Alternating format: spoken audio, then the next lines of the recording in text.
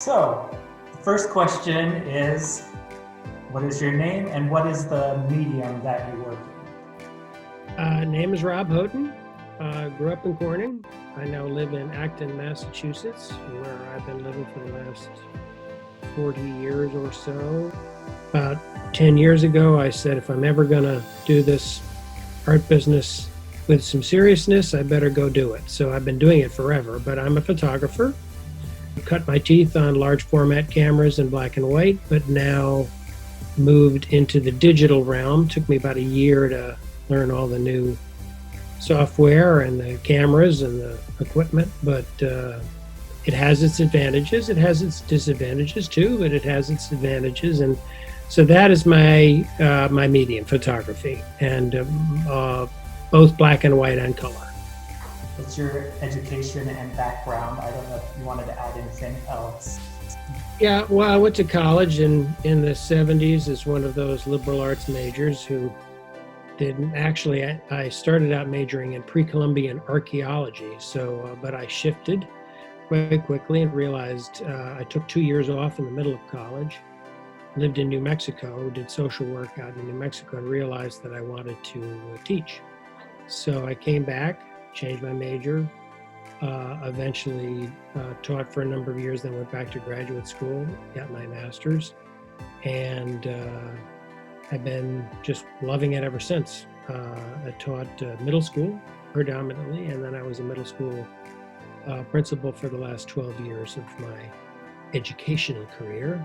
And again, it has its ups and downs, but I loved it. And I miss the kids dearly, and I miss my colleagues. But I'm keeping myself very busy now with a number of projects. Besides, photography being one of them, I have other projects as well. Great. So what or who inspired you to become an artist?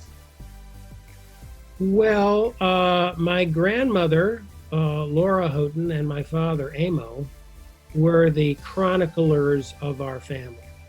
And they were the typical parents who would go into the room before you had Christmas with the large camera and make sure that when the doors opened, you were greeted with the antler of lights and and they were the ones who created the videos and the photography. And I always admired that. And my father shared with me a lot of ancient photographs of our relatives, of which he had quite a few. And that was sort of hooked me in. And then I started taking pictures of just nature and other things, and it seemed to work for me. One reason is I can't draw myself out of a paper bag. So it was either, if I was going to be artistic, it was either going to be photography or I don't know what else. I was into the theater for quite a long time too, but thank God for photography. The series that you provided for MOSAIC, if it has a title, what's that title, and then what's the inspiration behind it? Well, I have a number of different series, and I would say the two different genres that I take mostly beyond portraits of nature. One is sort of the typical landscape, larger views of rivers or of woods or that kind of stuff. And then I also really like, because I was influenced heavily by photographers like Minor White, Paul Caponegro, Brett Weston in the old black and white traditions, of getting super close up to different objects in nature, almost to the point that sometimes you look at them and you say, what is that?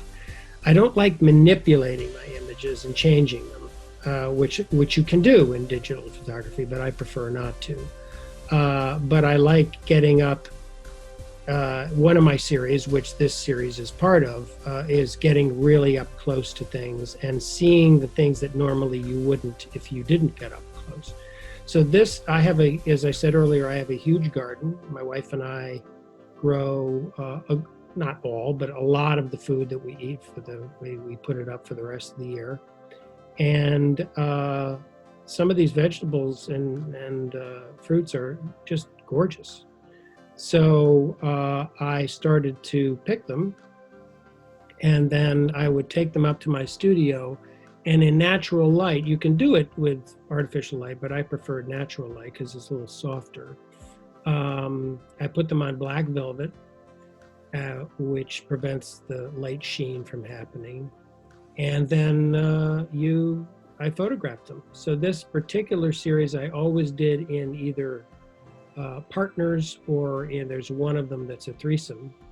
And I call it my loving vegetable series, just because they're sort of close to one another and anthropomorphic a little bit. I guess you can read into that if you want, but it's just, again, taking a look at things that you normally, and shapes and all of that, and colors that you normally would not see at the grocery store or pay attention to, and now you're paying more attention to it. Great. So my last question is, why do you believe art is important? Oh my Lord. Well, if you look at art through a historical lens, it is anthropologically one of the few ways that many times we can learn about cultures. And I think that's a given. But even in today's culture, I think the arts represent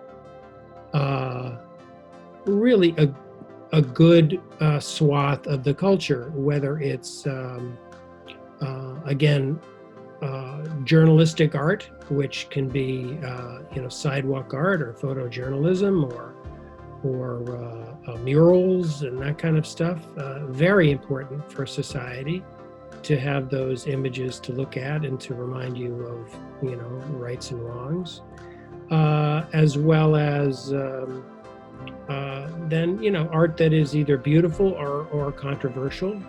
Art is to make you think, is to make you question.